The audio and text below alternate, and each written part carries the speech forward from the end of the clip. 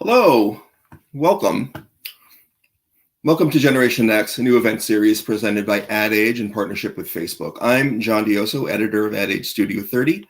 Generation Next features in-depth discussions on the importance of improving diversity, equity, and inclusion in the industry. Today's episode will showcase a conversation between host Judy Toland, VP and Head of Scaled Solutions Global Business Marketing at Facebook, and Walter Fry, VP of Global Brand Engagement at American Express. Today's topic will be, what will it take to create a truly diverse workforce? But first, a little background. For the past few years, I've had the honor of working with The List, an advocacy group of marketing, advertising, and media leaders assembled by Ad Age in partnership with Facebook. The classes of 20 and 2021 are joining forces to defeat unconscious bias by working to address the diverse talent crisis in the industry. In the same span of time, our partners at Facebook, as well as working hand in hand with Ad Age on The List, also launched Elevate, its own DE&I initiative. Now, The List and Elevate are collaborating on a number of projects, including this very event series, to amplify their common missions and complementary goals. Judy Toland. Hello, Judy. Let's bring Judy on. There she is. How are you doing? I'm doing great. Thank you, So John. great to have you. So excited to do this, to launch this great event series with you and our partners at Facebook. But before we get into your conversation with Walter, since this is the premiere episode of Generation X, I just want to introduce you to the audience. Can you tell us a little bit about what you do at Facebook and maybe share a little bit about what Facebook Elevate has done or is aiming to do? Of course. Thank you so much, John, for the introduction. And I just am so excited about this partnership. And hello, everyone. As John mentioned, I'm Judy Toland, and I lead Facebook Scaled Solutions team, which is a part of our global business marketing organization. And simply put, my team leads digital and social strategy, marketing analytics and process optimization, governance across our business B2B marketing global organization.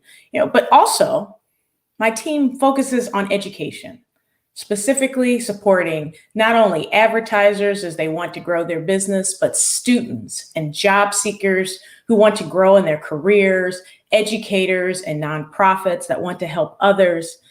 And another really cool part of my job is that I am the executive sponsor of Facebook Elevate. As John mentioned, this is important for us. Facebook Elevate is a community and learning platform that was created in 2018. It was a passion project of one of our Facebook employees, Irene Walker, and it took off. And there's a bold mission for Elevate. It is to increase the economic success for minority businesses, nonprofits, marketers, community leaders, students, and job seekers by really providing free marketing education, mentorship, and support. In June of this year, Facebook made a $1.1 billion commitment to support the Black and Latinx and Hispanic communities. And we set this bold 3-year goal to reach 1 million Black and 1 million Latinx and Hispanic community members with training and digital skills, and to give away 100,000 scholarships to Black students and learners for digital skills certifications. So really, since that fateful June announcement, the Facebook Elevate team has really sprung into action. We've got a new online hub. We've got lots of resources and training, workshops, office hours, and mentorship programs. And so we're just so very excited. So with that, I'd love to take it over to Walter. John, is there anything else? Yeah, let me just say I'm looking forward to your conversation. It's such great that we're launching this series during Black History Month, and I just want to tell the audience members, please, while you're sending in your questions or comments, please let us know where you're watching us from. We have a global audience, so it's always great to see, whether it's Papua New Guinea or anywhere else in the world. We'd love to hear from you. So Judy, take it away. Awesome. If it's Papua New Guinea, that would be a bingo card. I mean, that would be amazing. So, and we love to see globally how everyone is tuning in. So, Walter, welcome. It is so good to have you here. Good morning, Judy. I'm excited for our conversation. Awesome. So let's dive in, shall we? Let's do it. Awesome. So, Walter, I'd love to hear a little bit more about your current role. I understand you're leading global brand engagement at American Express, but tell us a little bit more. Sure. So I lead 4 of our global brand functions. Those include our Shop Small program, which includes Small Business Saturday and everything else that we do to support small businesses year round. It includes our brand design team, which is the look and feel of the American Express brand, including the design of our products, our cards, and our lounges at airports around the world. I also oversee our celebrity talent relationships, as well as our multicultural marketing strategy, which is all about how we reach Black and Latinx communities. Amazing. Great. That sounds like a big and also fun job.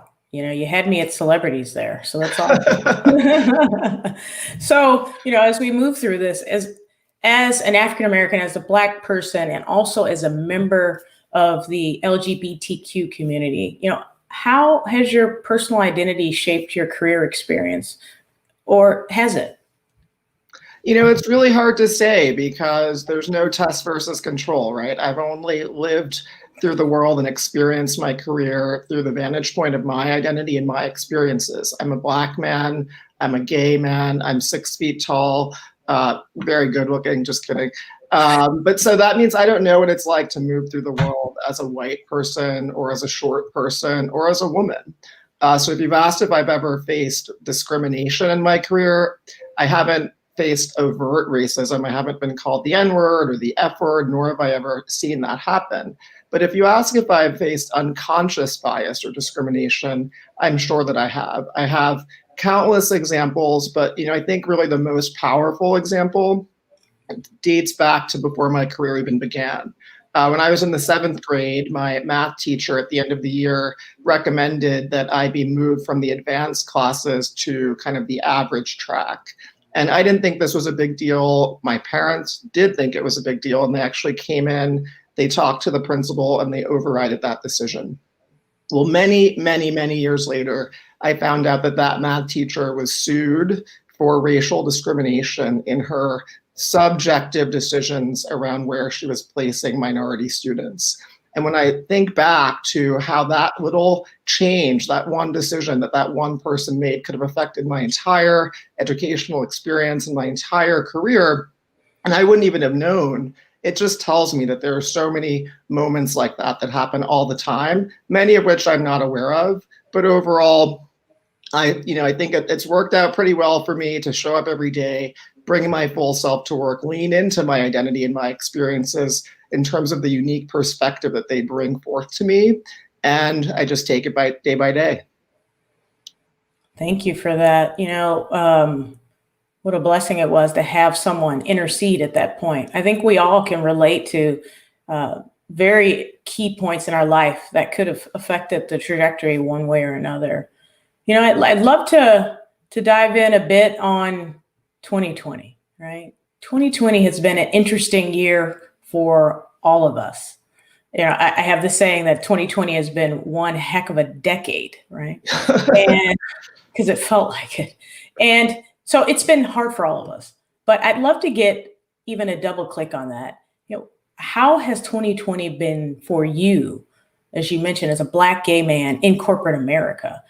With everything that's been going on, how would you characterize your experience living through, the awakening and awareness of the Black Lives Matter movement, following, the unfortunate and tragic murder of George Floyd and all the other things that are happening in our political climate? How has 2020 been for you, Walter? Well, I agree with you. It definitely at times feels like we're still in 2020. And I remember creating my vision board with my 2020 vision, and it certainly didn't turn out the way any of us envisioned. But as I think back particularly to George Floyd's murder, which in addition to the onset of the pandemic, really stands out to me as a pivotal moment, not just in the year, but actually in my career. I remember going through kind of the different stages of grief in that moment. First, denial, then anger, and ultimately acceptance. And I say denial, and I'm curious if you would say the same, Judy, but I've never even watched that full 9-minute, that video of George Floyd being murdered. It was just too painful for me because I felt it personally, right? I remembered all of those moments that my parents warned me about what could happen if I got pulled over by a police officer. I've seen myself in so many of the people wearing a hoodie, which I wear all the time, who, just in a moment, by making a decision, it can end in the loss of life. So I went from denial to kind of really feeling angry. I was angry, of course, about the murder, but I was also angry that so many people were surprised. And I was angry that so many people who were close to me were surprised because, as I mentioned, I've known about this as a really epidemic since the time that I was a child. And ultimately, after talking to, thank goodness for my network of Black professionals who I was able to really talk to in that moment and share stories and share the pain that we were feeling so that we can channel that pain into action. And that's ultimately what I did. Is as I started to accept, I really wanted to figure out how I could use that moment to create meaningful change. Wow.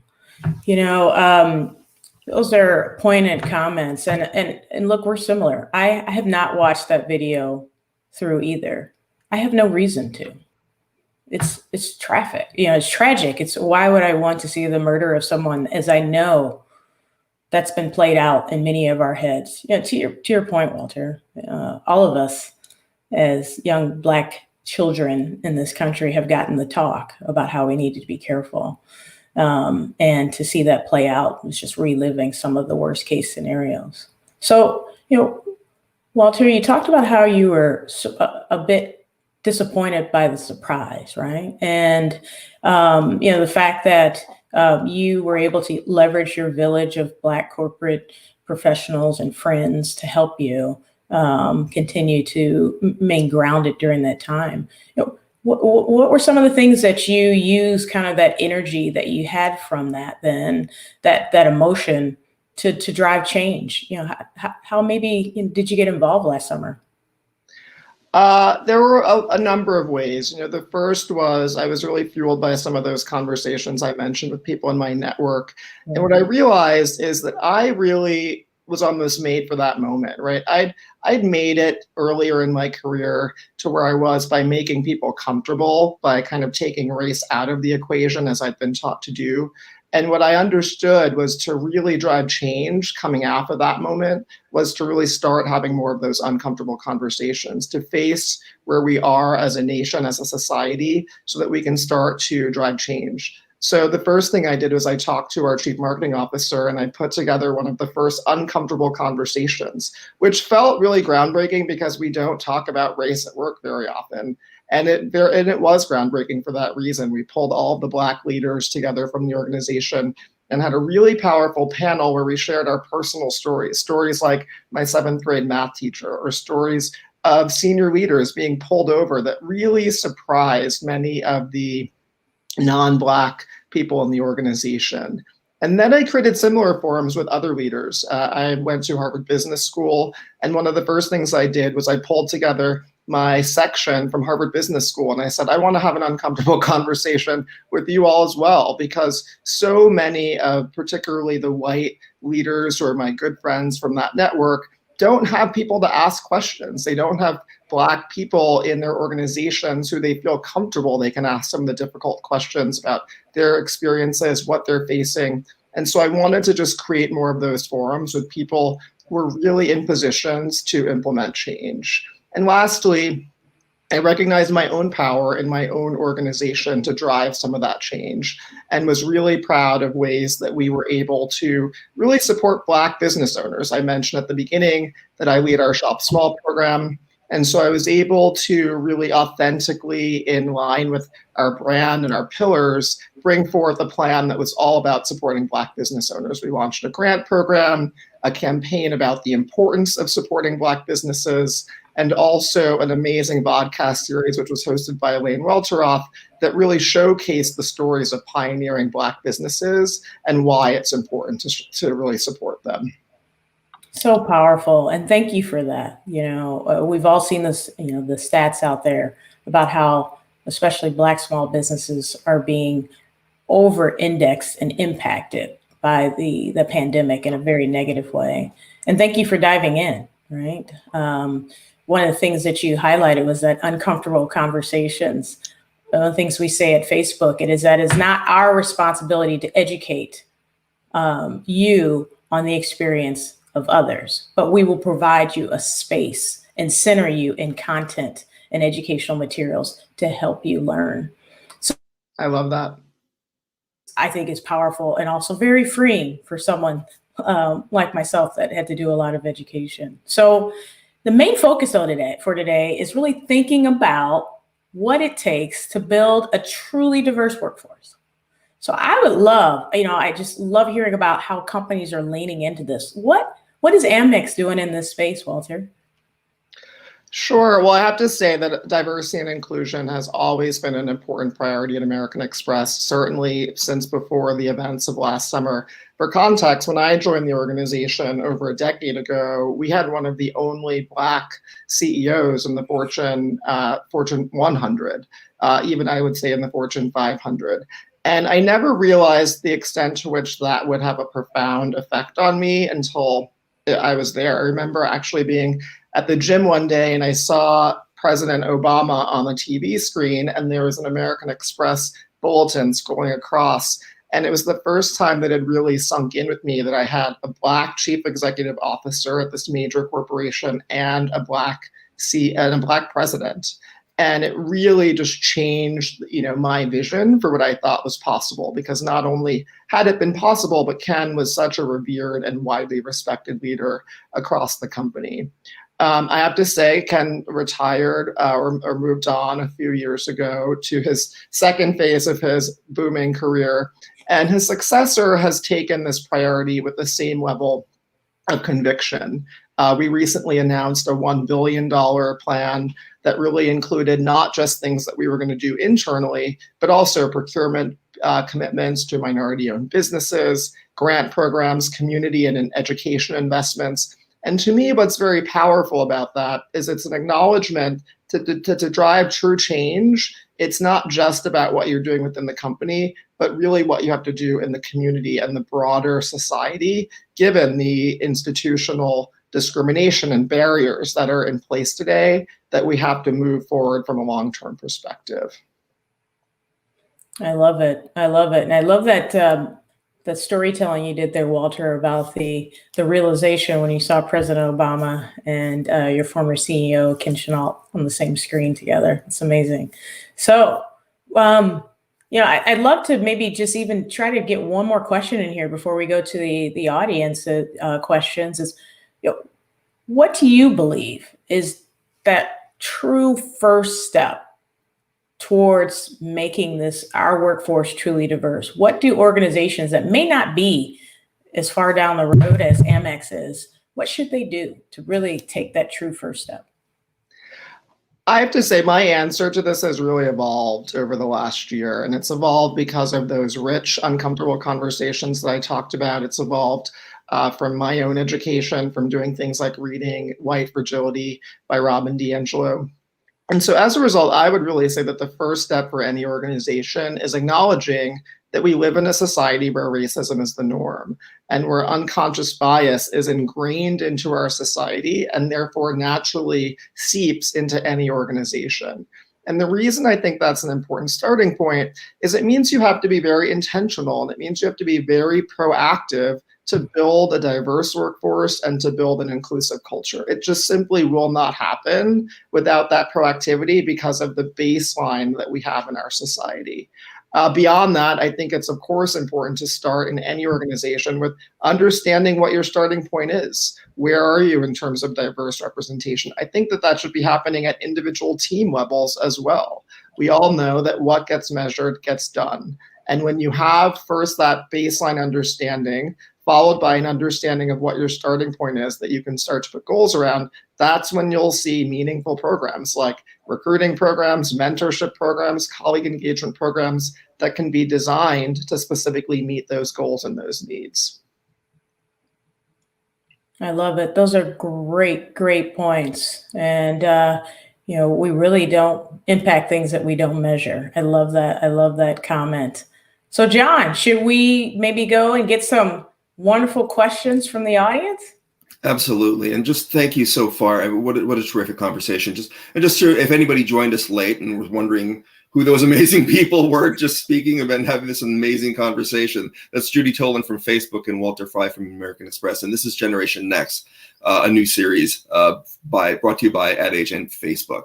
Let me just also say, before we go to the audience questions, we had some, I'd love to shout out where people are watching this place from. So here we go. We got Victoria from LA, Kenny from Bolivia, Kamon from Connecticut, Tusa from Pakistan. There you go, Judy. Ron from Toronto, Alberto from Milan, Mohammed from Berlin, Jordan from Paris, Stefanos from Cyprus. Yes. Tabitha from Tampa, Giselle from Ireland, and of course, Alina from San Francisco. So let's go to some questions. So we had a lot of great questions come in. Thank you so much for sending them in. We can't get to all of them today, but I assure you that we take them to heart and are implementing them in our day-to-day work, not just at our own organizations, but also with the work that we're doing at the List and at Elevate. So the first question I'm going to throw to both of you, actually. And Judy, why don't you answer this one first? It's how does someone from the African-American community balance this idea of imposter syndrome as an early career professional in a global pandemic? Well, first of all, great question. And there's a lot there. Let's unpack it a bit. So first of all, what is imposter syndrome?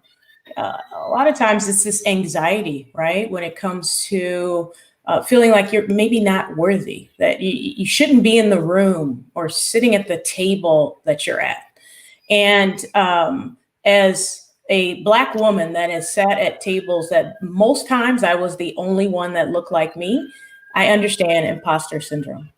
But really what this is just the self-doubt, right? And what I've tried to do to cope is first of all, speak affirming words. I am here because I've earned it. I am here because I'm smart enough. I am here because I have the experience and my voice matters. Saying those things to yourself matters. Also, imposter syndrome can be truly addressed by this whole idea around leaning into the fact that it is okay and you should be comfortable being uncomfortable. And what does that mean?